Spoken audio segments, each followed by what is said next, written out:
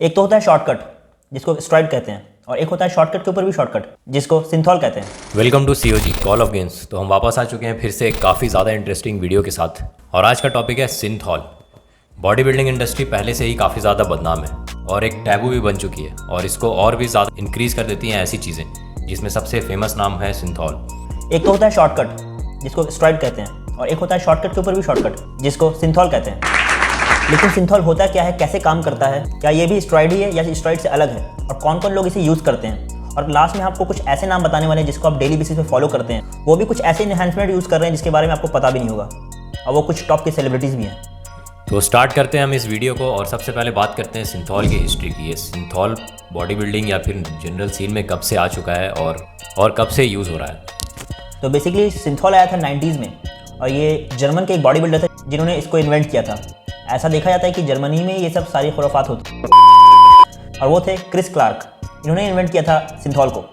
और इसके इन्वेंशन के बाद ये पहली बार सीन में आया एक बॉडी बिल्डर के थ्रू नहीं, बल्कि एक स्ट्रॉन्गमैन कॉम्पिटिटर के थ्रू, जिसका नाम था मैनफ्रेड होबेरो। इन्होंने 25 इंच का आर्म अचीव कर लिया था सिंथॉल यूज़ के थ्रू। लेकिन इनके आर्म्स का साइज़ तो बढ़ चुका था और रॉनी कोलमैन से भी ज़्यादा हो चुका था, लेकिन इनका शेप काफ़ी ज़्यादा ख़राब हो चुका था। जो जनरली देखा जाता है सिंथॉल यूज़र्स में, उनके बॉडी का शेप काफ़ी ज़्यादा ही डिफॉर्म हो जाता है अगर इसका अब्यूज़ कर दिया जाए। और इसके बाद बॉडी बिल्डर्स में भी ये काफ़ी ज़्यादा ट्रेंड करने लगा, और कुछ टॉप के एथलीट भी इसको यूज़ करने लगे, जैसे कि फ्लेक्स व्हीलर। उन्होंने भी अपने बॉडी पार्ट को, लैगिंग बॉडी पार्ट को कवर अप करने के लिए सिंथॉल का यूज़ किया था ऑन स्टेज, जैसे कि इनके काफ्स और इनके arms. Either using synthol or that you use synthol. Is that true? People trolling you about that? You know, I tried it to see what it would be like and everything like that. What y'all know about that? But I thought it's like, wow, if it causes that inflame effect when I do something to certain areas, what if I did that to my calves? So I started doing that exact same thing to my calves and everything like that. I remember one time in my hotel room, Kevin coming in like, dude, what are you doing to your calves? And I showed you right then and there and showed you how, but I don't want to put you out there or anything like that, but I remember. समझ रहे हो ना? तो अब हम बात करते हैं कि सिंथॉल बेसिकली होता क्या है, इसका कंस्टिट्यूएंट क्या होता है और ये कैसे काम करता है। तो सिंथॉल बेसिकली 85% एक ऑयल होता है, और इसमें 7.5% एक दूसरा कंपाउंड होता है जिसका नाम है लाइडोकेन, और बाकी 7.5% स्टरलाइजिंग एजेंट के तौर पर अल्कोहल प्रेजेंट होता है। ये है नॉर्मल सिंथॉल जो बॉडी बिल्डर्स यूज़ करते थे, लेकिन काफ़ी ज़्यादा जो आपको सिंथॉल फ्रीक्स मिलेंगे वो एक्चुअली में सिंथॉल यूज़ भी नहीं करते हैं। वो नॉर्मली कोई भी ऑयल, जैसे कि ऑलिव ऑयल भी इंजेक्ट कर लेते हैं अपने बॉडी में। तो सिंथॉल काम कैसे करता है और ये मसल साइज़ को बढ़ा कैसे देता है? तो बेसिकली सिंथॉल को इंजेक्ट किया जाता है मसल के डायरेक्टली अंदर, 2 से 3 इंच के अंदर इसको इंजेक्ट किया जाता है, इस ऑयल को। और किसी केस में तो पेट्रोलियम जेली तक भी लोगों को देखा गया है कि उन्होंने यूज़ कर लिया अपने मसल के अंदर। जब सिंथॉल बॉडी में इंजेक्ट किया जाता है तो फिर मसल फैशिया, जो एक तरह से मसल का कवरिंग या फिर आउटर लेयर आप समझ सकते हैं, सिंथॉल ऑयल के जाने से और बार बार उससे कंटिन्यूसली इंजेक्ट करने से वो काफ़ी ज़्यादा स्ट्रेच हो जाता है। और जब आपकी बॉडी सिंथॉल को मेटाबोलाइज कर लेती है कुछ टाइम के बाद, तो उस फैशिया के स्ट्रेच होने से जो उसमें गैप बन जाता है, कुछ टाइम के बाद आपकी बॉडी एक्स्ट्रा मसल प्रोड्यूस कर लेती है उस खाली जगह को बढ़ने के लिए। तो इससे आखिर आपके मसल्स का साइज़ बढ़ जाता है। इसीलिए ट्रेडिशनली बॉडी बिल्डर्स इसे यूज़ करते हैं वैसे बॉडी पार्ट्स में जो पहले से ज़्यादा ग्रोथ नहीं कर पाते हैं, आर्म्स और शोल्डर्स और छोटे बॉडी पार्ट्स में। अगर सिंथॉल को सही से लिया जाए तो लोग को पता भी नहीं चलता कि उसके अंदर सिंथॉल इंजेक्ट है, लेकिन यही अगर उसका अब्यूज़ किया जाए तो ये साफ विजिबल हो जाता है। ऑन स्टेज भी कई बार देखा गया है कि एथलीट के बॉडी से सिंथॉल बाहर निकल रहा है जिस पार्ट में उन्होंने इंजेक्ट किया था। तो ये काफ़ी ज़्यादा रिस्की है, इससे मसल का शेप ही ख़राब हो जाता है कुछ गलत इंजेक्ट करने से। प्रो बॉडी बिल्डर्स को भी आप देखेंगे, उनके बॉडी में कहीं से पता भी नहीं चलता है कि उन्होंने सिंथॉल इंजेक्ट भी किया है, क्योंकि वो इतने प्रोफेशनल होता है, उनको पता होता है कि किस चीज़ को कितने लेवल तक लेना है और किस तरीके से लेना है। इसका एक दूसरा और काफ़ी बड़ा रिस्क ये है कि कभी कभी सिंथॉल ऑयल से बॉडी में इन्फेक्शन हो जाता है, क्योंकि एक फॉरेन सब्सटेंस होने के चलते आपकी बॉडी इससे रिएक्ट कर जाती है। और ऐसे इन्फेक्शन के केसेस मिल चुके हैं जहाँ पर इमीडिएट सर्जरी या फिर लिम्स को हटाने का भी ज़रूरत पड़ सकती है। एक ऐसा ही केस था एक काफ़ी फेमस सिंथॉल किड जिसका नाम था काइरिल तेरेशिन। ये रशिया का एक साइको ही था जिसने अपने आर्म्स में इतना ज़्यादा सिंथॉल इंजेक्ट कर लिया था कि इसे लास्ट में सिंथॉल निकलवाना पड़ा, क्योंकि इसके आर्म्स में इन्फेक्शन हो चुका था।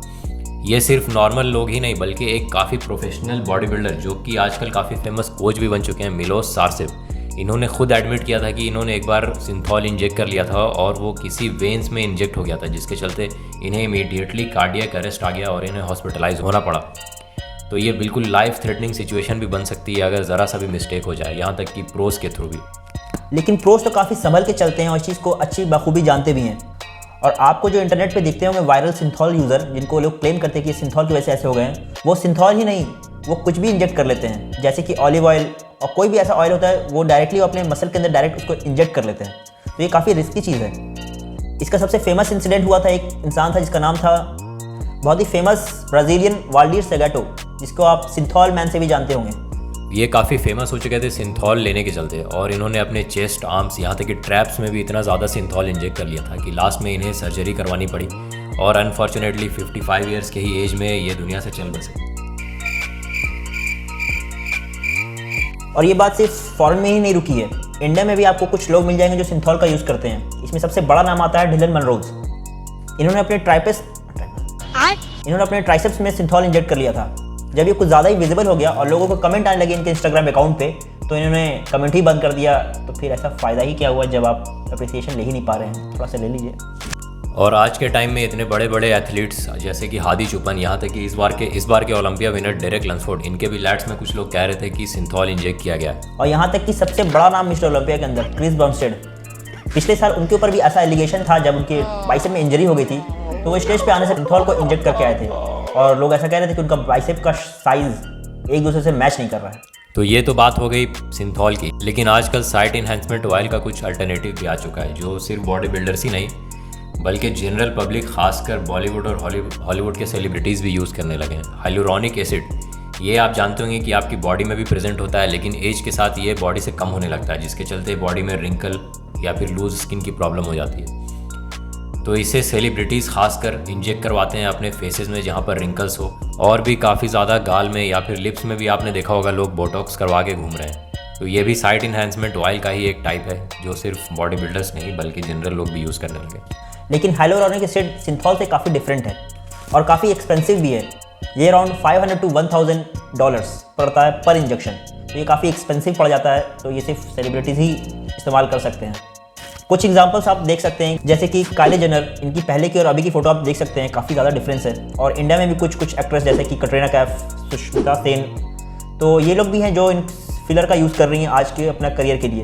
और कुछ मेन भी हैं जो इस चीज़ में आ चुके हैं खुल के एकदम, जैसे कि हमारे फेवरेट सर्जी कॉन्स्टेंस आजकल कुछ अलग कर रहे हैं। तो ये थी एक छोटी सी इन्फॉर्मेशनल वीडियो आप कह सकते हैं सिंथॉल को लेकर, या फिर साइट इन्हेंसमेंट ऑयल या फिर प्रोडक्ट्स के बारे में। इंडिया में भी इसका यूज़ आजकल काफ़ी ज़्यादा बढ़ने लगा है और डर्मेटोलॉजिस्ट भी इसे प्रिस्क्राइब करने लगे। लेकिन एक होता है डॉक्टर्स के थ्रू इसका यूज़ करना, और एक होता है इसका अब्यूज़ कर लेना, जैसे कि कितने ज़्यादा इन्फ्लुएंसर बनने की कोशिश करने वाले रशियन और ब्राज़ीलियन लोगों के बारे में भी हमने आपको बताया। इंडिया में भी जैसे कि डिलन मनरोज जैसे लोग और भी बढ़ते जाएंगे, क्योंकि इनसिक्योरिटी काफ़ी ज़्यादा बढ़ती जा रही है जिम जाने वाले लोगों में, और लोग कुछ भी कर सकते हैं ज़रा सा अपने आर्म्स के साइज़ को बढ़ाने के लिए।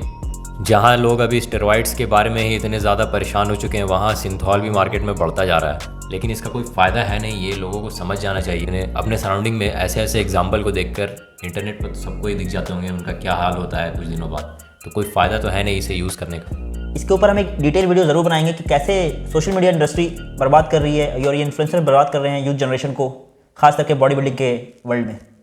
तब तक के लिए stay tuned with call of games.